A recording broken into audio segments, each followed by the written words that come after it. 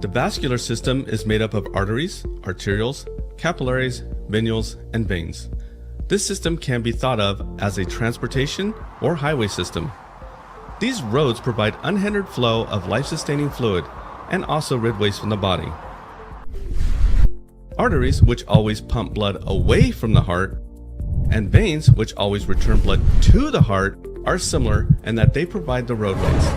Like roadways have different speed limits, weight limits, and traffic to deal with, the vascular system also has its own set of conditions to deal with. Arteries are like freeways offering fast, one-way traffic moving away from the heart. Arterioles act like off-ramps from the arteries to the capillary beds. Capillaries are like neighborhood roads. This is where the loading of nutrients to the cell and unloading of waste from the cell occurs. Venules act like on-ramps from the capillary beds to the veins. Veins are also like freeways, but since they contain 60% of the total blood volume, it's more like slow-moving heavy traffic leading back to the heart. Arteries and veins are each made up of 3 tunics, or coats. The outside layer, tunica externa, the inside layer, tunica intima, and the middle layer, tunica media. In this video, I will only talk about the tunica media. The tunica media is the middle layer of the blood vessel. It is the muscle layer that allows for the vessel to constrict. It also contains elastin, which allows the vessel to stretch and rebound like a rubber band. In the arteries, the tunica media is much thicker due to the forces generated by the heart. So when your blood pressure elevates in response to the demand of the body, the increase in pressure and volume can be tolerated. Otherwise, the arteries would just pop like an overfilled water balloon.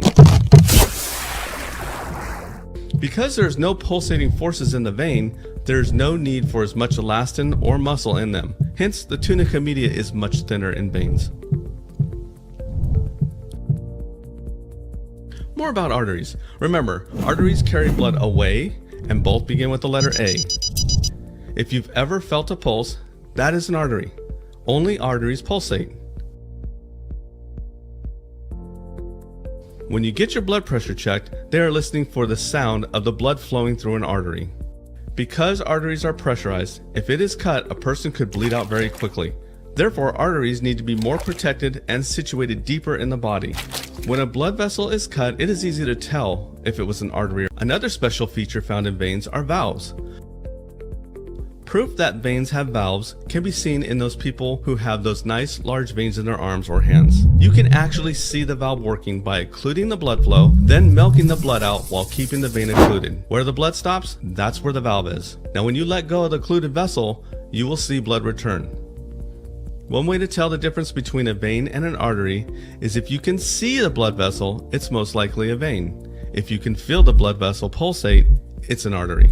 So what's the importance of having valves in your veins? Let's look at someone sleeping. The body's laying flat, blood flows back to the heart evenly, and you can see there's not much need for those valves. Now let's remove those valves, and you'll see the blood continues to flow. So why do we need these valves? First, let's look at a container of water laying flat, and if you stand it upright, the fluid will fall to the bottom due to gravity. The same thing would happen in the body if we didn't have these valves. Without those valves, blood will flow in the direction of gravity, meaning that when you stand upright, the blood will all pull in your lower legs. Not only would that make it harder to walk, but there's a bigger issue. Now that the fluid has drained from the veins will collapse on themselves, meaning no blood is returning to the heart, and without blood flow, the heart can't beat.